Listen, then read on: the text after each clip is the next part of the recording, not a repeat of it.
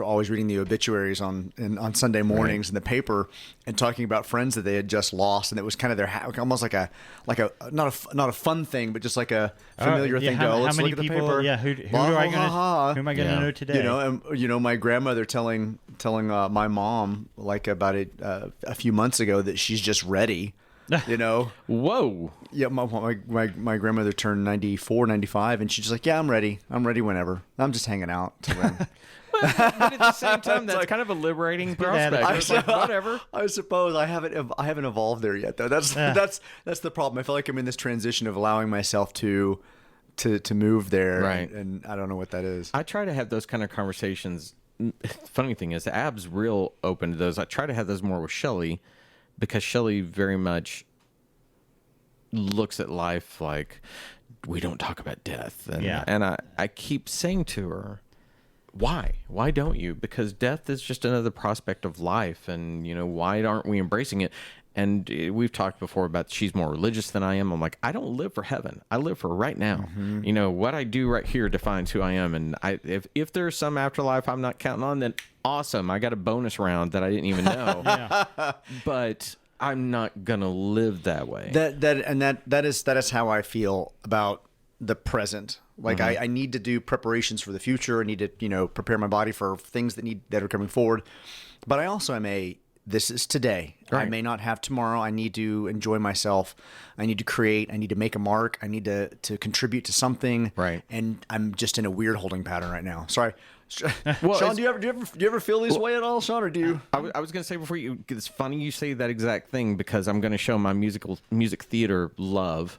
I have really considered for a long time getting a tattoo, but I will not do average tattoos. I want to do something that means something to me. And from the musical Rent, there is a line that says "No day but today." And every time I ever hear it, I'm like, truth, right now. And I probably won't get those words.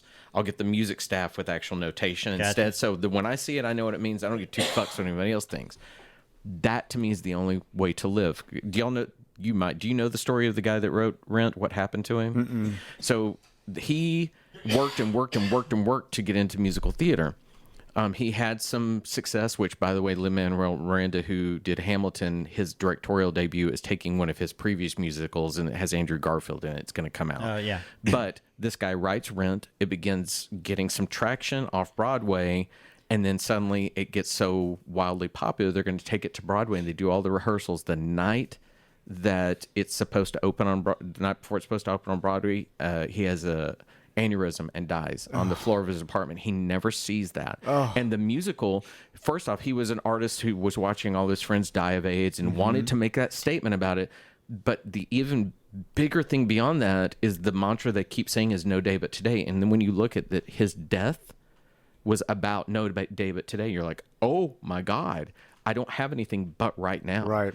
And that's, to this day, it just resonates with me that massive artistic moment that wins the Pulitzer and all these things dies before he gets to see it. That's what life is. That didn't help me. It should help you. Because I'm going to tell you something. As my friend, I'm proud of what you do with your life. I look at you and I think, wow, do what you want to do. Own your comic book store. Be you, and embrace... When I grew up a gay man, I could not look at you and talk about your husband. I couldn't look at you and talk about your lifestyle. The fact that you are you, that is something beautiful. Embrace that. Don't feel like you have anything else to do other than be you. I'm not trying to make you cry. Now I don't know what to say. No, I appreciate that. It's just I'll figure something out. I know you will. I'll evolve to something else, but I just don't. Right, I'm in a holding pattern. I don't know what it is. But that's the truth of life. We hit holding patterns, and you know what? I'm going to do what you tried to do before I almost made you cry. Sean, what's going on in your fucking world? Lazy ass, you're over there just not saying shit. Let's not talk about ourselves. He's going to talk about his butthole now. I guarantee it. Yeah. I was trying to find a quote from Babylon 5. It's, of course. It's either buttholes or Babylon 5. See, it's the past tempts us, the present confuses us, and the future frightens us. And our lives slip away moment by moment, lost in that vast, terrible in-between. And that's kind of the truth. We're so often worried about everything else. Where I'm going, where I've been, instead of right. What about now. the past? The past one? The past tempts us. I'm very happy with everything that I've done. Like I look back and I'm very happy with everything. Like I don't have any regrets about what I did prior to this, but to this day and what I do forward, I'm trying to figure out what that is. I think it's John Hodgman who said that nostalgia is toxic. If you're always just looking backwards, you're never going to be moving forwards. If you're always just trying to capture your childhood, you're never going to be able to capture your childhood because you're not that child anymore. It is, now that we do these Throwback Thursdays on Facebook and Instagram and Flashback Fridays and that kind of stuff, I do see some friends and peers, a little younger, a little older, it's my age, the things that they will continually bring up feel like prior glories, and I always wonder if they're stuck in that moment from time to time. Athletic competitions, I always, so I have one friend who always goes back to what they achieved in high school and college and just a little after college in terms of athletic abilities, and it's this constant kind of thing. And I'm like, where are you now? What are you doing now? How do you bring back some of that for yourself? I will say that as a person who writes songs, my past is complete fodder for me to write anything. It's the only thing that I wrote a song not long ago that it's called Let Go, and I used it it was a former band member who all but won't talk to me because I walked away from a band when we were doing pretty well, and I needed to go to film school. And it just hit me one day. I thought, why can't you let this go? Why can't you say that's the boy I was? And I went, oh, hang on, that's a love song. And so I took a fight with a male friend and turned it into lovers talking about it and not being able to let go. So for me, I have to live in my past sometimes where I'm just pulling those moments. For writing music, for writing books, you do have to draw from your own experiences. So you do have to go back to your past. I mean, Chris wrote a novel and he's working on a second one, and he's flat out told me, who some of the characters are in his real life. Right. That is always the fun thing when Shelley's not insecure by any of my shit like that. But when I did write that, I said, by the way, this is about that person. I won't say them here because I don't want to hurt anyone's feelings. And she's like, I don't care. But at the same time, I felt the same need. You're going to step into those things where there's truth. I think that the thing is, the reason I said that is if I look at that, the message of that song is about what I feel now because of it. Why can't you let this go and let us move ahead? And my final word and the final line in the whole song is that the world stands still when you can't let go. And that's something I believe. And I think you can't write those kind of statements if you're not willing to take the past with you. Yep. Okay, Sean. Sean's done. Babylon 5. Yep. Sean's done. Yep. Bye. When Richard and I get too deep, Sean just is over there going, yeah, whatever. I'm going to go look at Babylon 5 quotes. There we go. Well, that's... He shut down his computer, too. He's already... He's like really done. Yes. We still got 7 minutes to go for our usual 30-minute in between, Sean. So go look at Paul Williams' Babylon 5, and you'll be able to see him in makeup in Babylon 5. Oh, you did? You sent that to me not long ago. So whenever we talk to Paul, if we get to talk to Paul Williams, I'm going to be bringing up I need to send 5. his publicist another email. I haven't heard from her, so... While we're on the air with this, how do y'all feel about and I mentioned this before, J.W. Rensler, who wrote the wonderful making of books for like Star Wars and all that. He did one for Apes. Do we feel good about reaching out to him? Yeah. It might be a really good perspective. Yeah. We're trying for Paul Williams. Who else could we?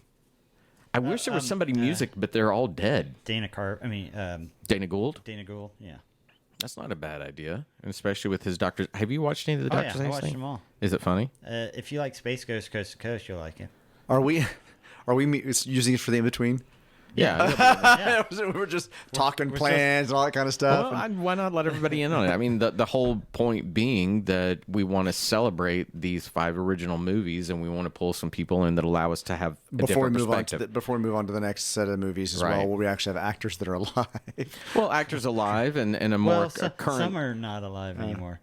Is there anybody dead? Michael, I can never remember. That's right, Michael Duncan Clark. Yeah, Michael Clark Duncan. See, I can never remember the order of his names. He is dead. I forgot about that. Well, that was happy. Well, did we talk about the fact that I discovered that Mark Wahlberg and I share a birthday? Well, no. Yeah, I'm sure he's going through the same crisis I am. So we get to the actual same day, like same year? Same No, day? he's a Okay. year older, year younger. Well, you got to do his workout schedule where you get up at 2 in the morning and then you work out for an hour and then you I mean, he had meditate that, for 15 he had minutes. that Marky Mark body back when he was rapping, and so Right. he's got a high bar to kind of maintain. Is in there terms of any looking one good. actor who has sustained a longer career by playing the same exact character over and over and We over and over and probably over should again? not knock Mark Wahlberg if we end up having him on the show. Well, look, I won't knock him. I think some of the things he's done, I think his work in Boogie Nights is outstanding. Love the guy.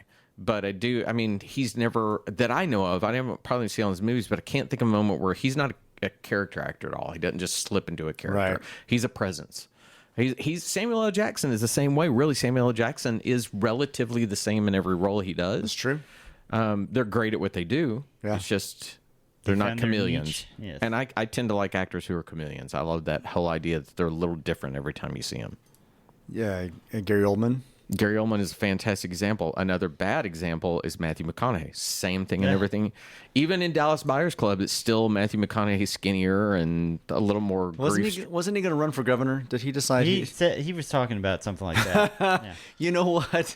There are worse choices. I'm sure he'd probably get a Well, serious run yeah, at it. We do have a worse choice. Apparently, right now. apparently, He's apparently it governor. doesn't take much to run to be I a said governor. that to someone. I was like, if you look at the governor we have now, I will take anybody. Marge know. from the supermarket, I might take her. He is our governor is such an idiot. I know, but apparently it doesn't take much to run the Texas government because he's doing it. Yeah. Apparently so. I know.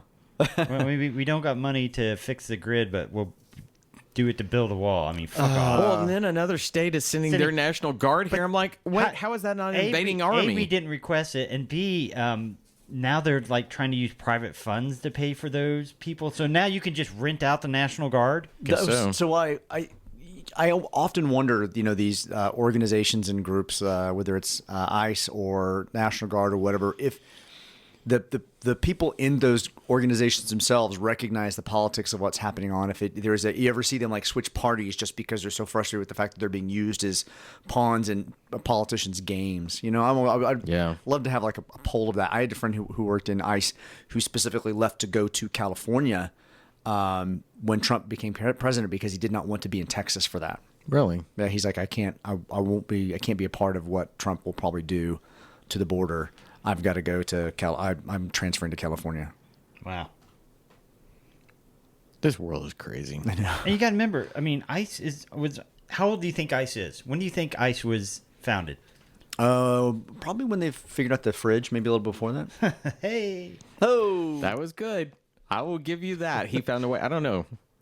How old is it? It's only 20 years old. Yeah. I mean, it was founded in 2003, so it's not like Oh, something. wow. It's not some ancient established force that we need to recognize from the Right. beginning of the country. No, we can get fucking rid of ICE if we want to. It's 20 years old. yeah.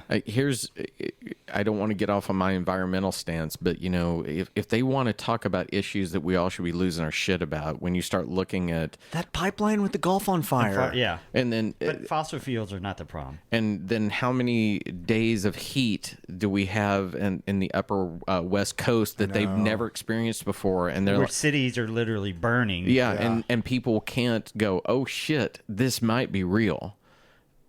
When it starts, what's going to happen is those coastal areas, whether it be from rising tides or heat waves that they can't sustain, begin moving to the middle of the country, and then it begins taxing upon all of us because the infrastructure is not there for it. That's when shit will be like, uh-oh, and it's going to be chaos. Well, Ted Cruz will just fuck off to wherever he wants to. I think He'll be fine. I think what I worry about, and I'm going to get into politics for like 2 seconds. I think what I worry about is as this kind of climate change happens and begins to kind of overtake different areas, and we have population migration, moving things like that, that we will end up seeing more of kind of the radical pull your jacket on tighter politics that could screw us even further. Yeah. At the point when you need people actually to have some leadership and say, okay, we have a real issue. Yeah. And we got to address it. And I look at it that I'm like, you people think we had some restrictions with COVID?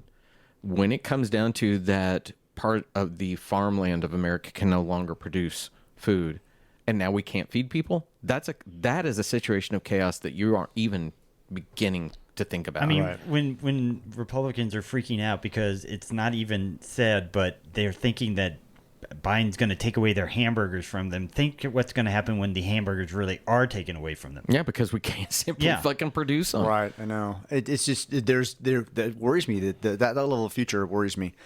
Yeah, I don't know.